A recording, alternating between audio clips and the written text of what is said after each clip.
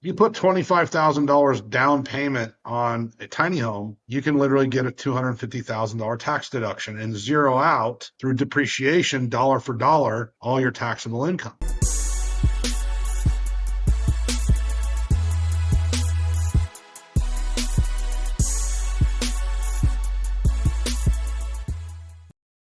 Thank you for joining us on today's Purpose-Driven Investment Podcast. Today, I have the honor to introduce my friend Chris Craig, who's joining my show today. Hi, Chris. How are you? Hi, Shinyi. Thanks for having me. I'm so glad to have you come out today. Most of my friends who are working still have a W-2 job. And this is such a timely subject when we met recently in Monterey and also recently in the board meeting. You mentioned about there is a specific tax saving strategy that you specialize in that could help W-2 income earner who make a lot of money to somehow offset most of their income. So that's why I have you come out today. Before we dive into that, let's have you kind of introduce to our client a little bit. What's your background? How did you end up specializing in this particular? So I'm Chris Craig, 50 years old. I've been in distressed real estate for 25 years. As a real estate investor, I've had a W-2. I haven't had a W-2 in 25 years. So That's awesome. Multiple businesses. So I have a tax firm. I'm a tax expert. I'm a licensed enrolled agent, similar to a CPA. It's just our licensing is one's from the IRS. CPAs have their license from the state. So a couple years ago, I looked at this tiny home. So tiny home is a term. Really, it's just a luxury RV. Now, you can look up tiny home and you're going to get 1,000 websites buying stuff from China for $20,000, or you can look at this thing that's custom made that has like tie-in appliances, high-end finishes, similar to like what they call a Provost or a Monaco RV bus coach, what the celebrities drive. Right, So the big one. in comparison, a Monaco coach costs like $3 million and it's 400 square feet. Is that like a drivable, like Class A, kind of like the big bus? Think of it as it's a bus, Class A bus with some nice leather, some granite countertops. It just has the higher end amenities like Viking appliances or something.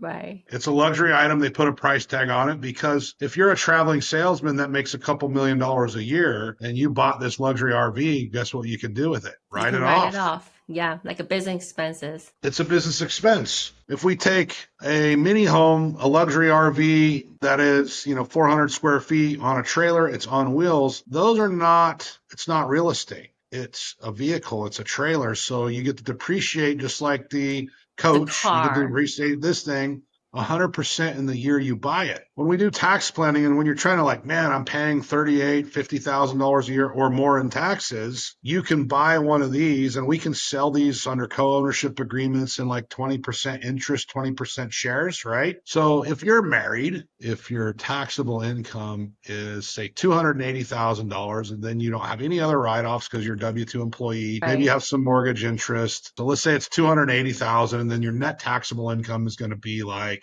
$250 after you get your standard deductions. Yeah. So your taxable income on a $250,000 taxable is going to be like $46,000 federal. Now, if you live in California, then you're going to pay another $17,000, $18,000. So you start hitting that close to over $60-something thousand mark. If you put $25,000 down payment on a tiny home, you can literally get a $250,000 tax deduction and zero out through depreciation, dollar for dollar, all your taxable income. Now, This has got to be a business expense. It has to be a business purpose, trader business. So if we put this thing into, let's say, in our network, we have a lot of people that have vacant land. Maybe it's got a septic tank already. It's got water and utilities on it. So if you have this thing into an area that's got near a national park or there's some sort of attraction of why people want to come, whether you're in Virginia in the mountains near a lake, there's all these places, North Carolina, Smoky Mountains, Appalachian, there's all these places people like to go to just to chill out. Some people don't like destination town, right? Like the destination town, destination area. These things will pull in $300 to $600 a night. So it creates a business model with some cash flow. And when you take into account the payment, there's a payment obligation that's going to go on this. But me I'm a dealer of these luxury RV trailers. So I finance that for people. They put 10% down and I finance the rest at 0%. Oh, it's just 0%. That's really 10% down, 0% interest over how many years? 60 years, 720 months. I like that term. So people say, why would I? Now these units, I'm selling them for $1,250,000. People say, how is it valued at that? I don't care. There's no valuation. It's no different when you go buy a souped up Mercedes and they want 500 grand. It ain't worth that. It really isn't. You send that to the scrapyard. What's it worth? $2,000 in metal? Right. Just like the Monaco and Provost coaches, there's nothing. It's like paying for a Gucci bag. Yeah. It cost them less than $100 to make it. Right. But It's you're a paying brand. $5,000. It's Right. branding. So I'm creating a Branding. luxury Yeah. brand, and this is what I'm selling it for. You know, if you bought a piece of real estate that had $6 million in liens on it, and it only appraised for $2 million, would you buy it? I would. No. I would. You would, because it's the write-off. You're thinking from the write-off perspective, evaluate at Obviously, that. there's no value, but if I gave the guy Right. $10,000 for the deed, you know how much my depreciation is every year? $218,000. Using the 6 million, Correct, because you right? get the. So it doesn't matter what you pay for an item, it's based on what your terms are. So when you're talking about depreciation and taxes, who cares what I pay for it? As long as the rental income supports the payment, you have no personal guarantee, and you're walking into this thing like a sub-2 type transaction or Right. seller financing, business related. It doesn't matter. You got to look at the depreciation deduction you're going to get. So if you pay $25,000 and it gets rid of $63,000 in state and federal income taxes, who's winning? You are. Me, yeah, not Yes. cutting a big check So to the who cares what Uncle it is? Sam. You see what I'm saying? It doesn't Right. matter the price. As long as the terms are right and you're making your big win by getting a tax reduction. I mean, you're making 100% ROI right away. Now, Right. if you were single and not married, your taxes are much higher, like $20,000 higher than a married person, right? So for 25 grand, they're knocking out like $60,000 in taxes. So a single person with, $250,000 in taxable income is paying like $88,000 in taxes. Right. So for That's 25 grand, they're wiping out the other $63,000. I mean, they're making 100% plus ROI in the year of purchase. So just like buying real estate and buying depreciable assets, you have to look at the transaction as you make your money when you buy. right. The purchase price, it sounds like that could be kind of tweak it in It's a scary. way. The purchase price is Right. like, yes, you'll never be able to sell a motor home or a coach or an RV for what you paid for it. They're depreciating assets. But when you're able to depreciate 100% of that and put a low down payment on, you win the game. So I want to ask a few questions kind of regarding that based on what you just told me, right? It sounds like the purchase price can be tweaked in a way to our favor. Then they will then be calculated in a way that we write off most of the time in the year one. Is that considered? You can look at it in that way. I mean, what we're Right. doing is everything has to pass what they call a test of economic substance and form for the IRS. So you have to enter into a business transaction solely not for the benefit of a tax benefit. There has to be business purpose. There has to be a profit motive. Right. So when we crunch the numbers and we go, okay, look it, someone's going to have to manage this thing wherever it's at. You're going to have toilet paper, cleaning, all this cost and expense, plus the debt service on this. Right. So as long as you're able to show a profit after all your expenses, then it passes the economic substance doctrine. I see. There should be a business intent. It has to make profit. Business intent with a motive. To make we profit. don't go in, the reality is we go to buy a piece of real estate and it doesn't cash flow. Our intent to buy it was to cash flow, but oftentimes it doesn't work out that way. Correct. Like it's making money, but we're about $300 short. I had a rental for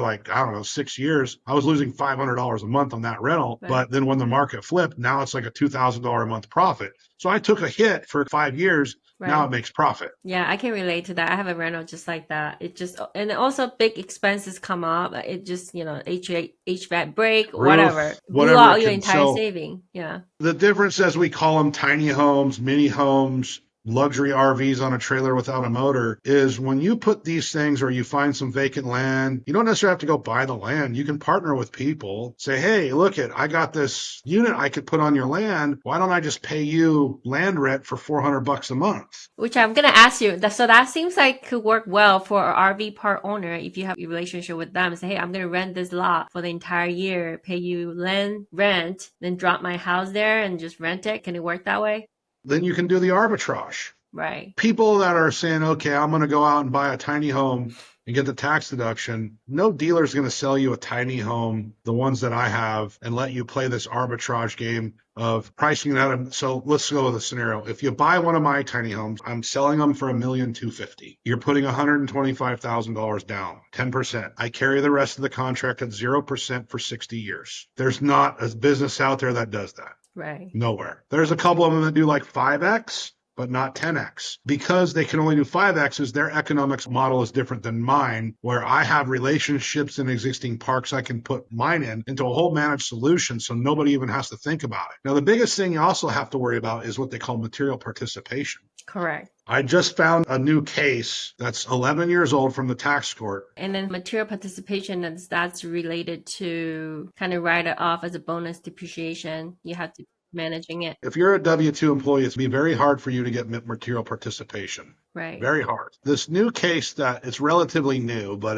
this will help people even in real estate. The entity structure has to be, you got to follow the tax court case to a T. So as long as you follow what the tax court guidance is, you can win the game and be a W-2 employee, own real estate, have somebody manage it, and still get rep status. That's a new one. Nobody's doing that. I just had calls all morning. Status. I did a Zoom yesterday for a bunch of financial advisors and other CPAs and stuff like that. And they were like, wow, this changes the game. We're going to have to go rewrite all these LLC agreements so that our clients can get rep status and never have to worry about material participation. Whoa. So what I'm going to discuss here. Maybe give us a little insight on that.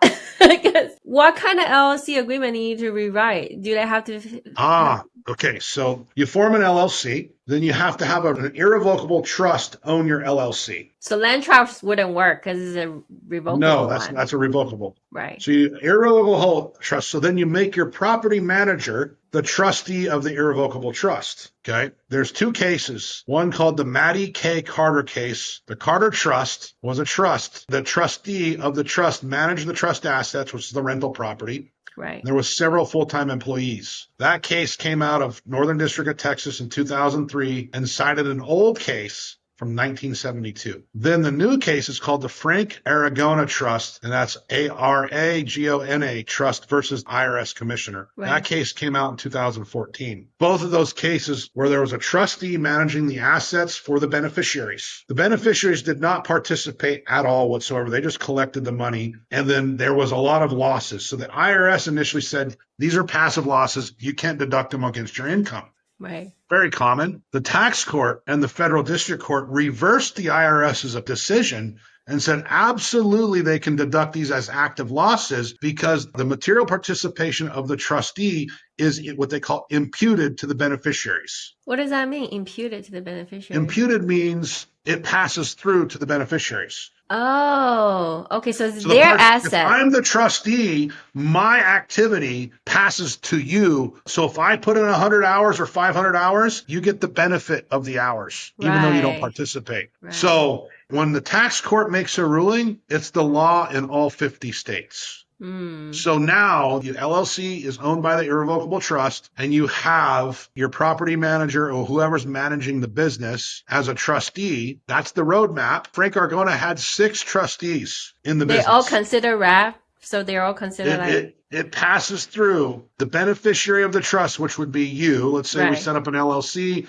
I'm your trustee. I'm managing your assets and your business or your rental property business. You as the beneficiary, you and your husband and your children get the benefit of all the hours I put in. That's mind-blowing. It sounds like you can hire it out, that just get passed as long as it's through the trust relationship. Right. The trustee can hire the property manager or have employees working for the trust, and you get the benefit as being the beneficiary of the trust of all their hours. It would not work for the self-managing. Well, if you're self-managing and you can meet your hours, you got to look at this works for the person who does not have time to self-manage. Which is most of the W-2 earner that they have a full-time job, right? A doctor. So it sounds like they will have to have an LLC established, right? And then the trustee could be hired out, and then the hour will pass down to the beneficiary. The trust does not become a partner in the LLC. It's considered what they call a disregarded entity. And so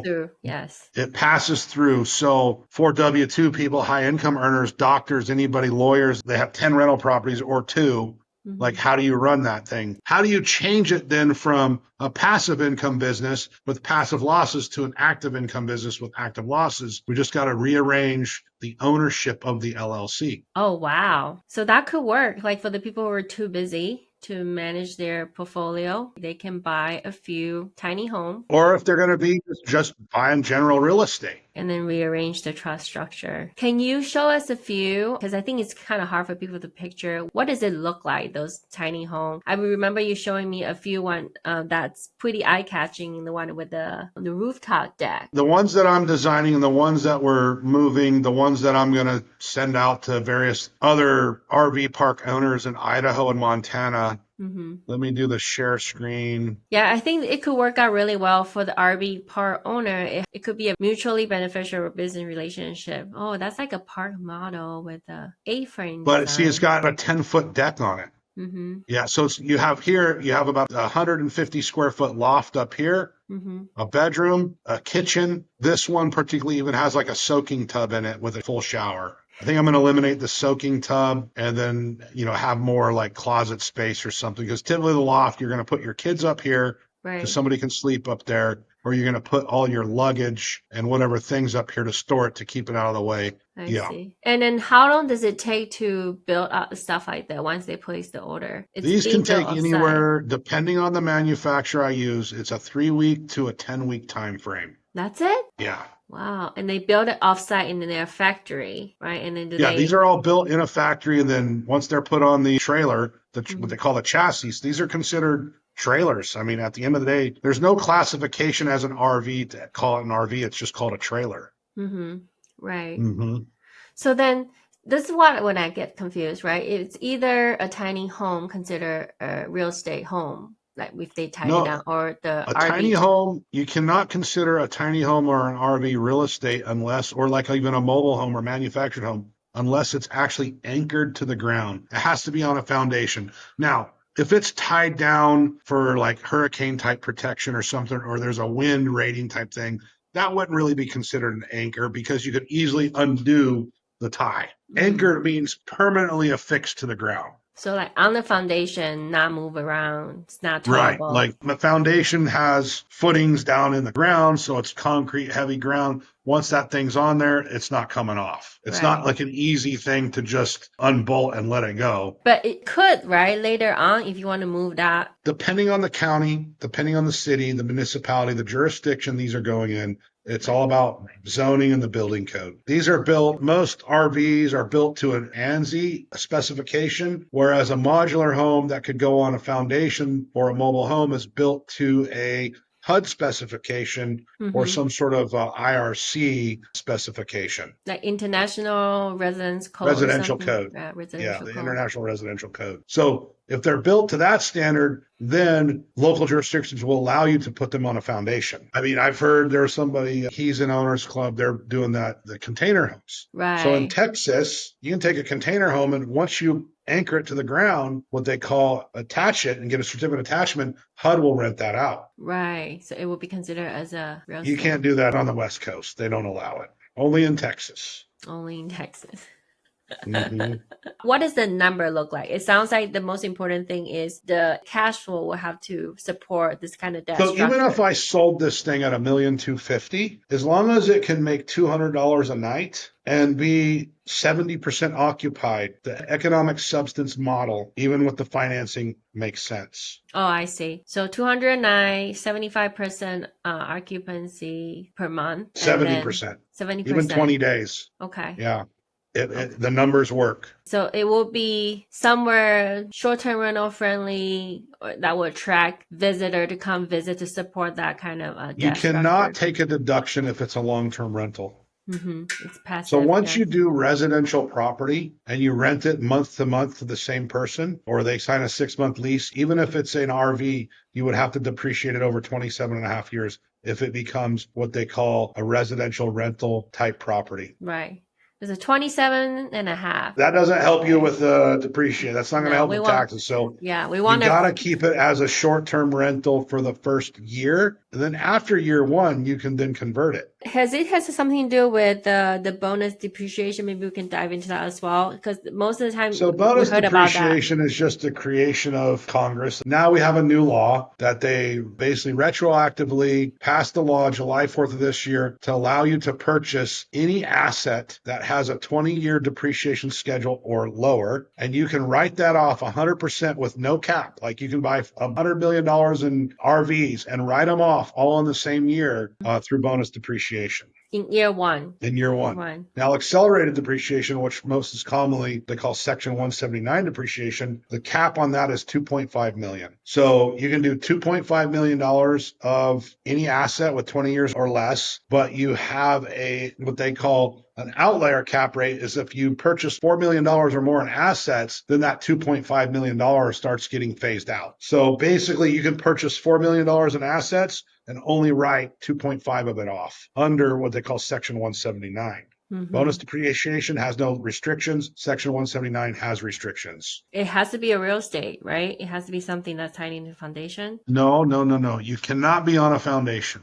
It cannot be real estate. Okay. It has to be movable property. Okay. So how does that come into play? I heard a lot about that using specific bonus depreciation, material participation in a short-term rental space. Bonus depreciation does not require material participation because bonus depreciation will actually offset capital gains, passive income, or your active income. So bonus depreciation does not discriminate, whereas Section 179 discriminates. Section 179, you can only write off or offset active income, W-2, 1099, business income. So Section 179 is not going to be your friend for the next 4 years. And it fades out. Well, then it just expires. 2029, that's the last year. And I don't think it's going to be put back into service because it's a big budget item. Well, then it sounds like this could be something that the high W-2 income earner could definitely consider. Either to write a big check to the Uncle Sam. Well, I can definitely see that why you bring yourself as a tax expert, because you know a lot of tax code, the way to structure the deal that could work for our benefit, to write off as much as we can and being creative and know all the, that we can follow. So thank you so much for coming up today and share all your expertise with us.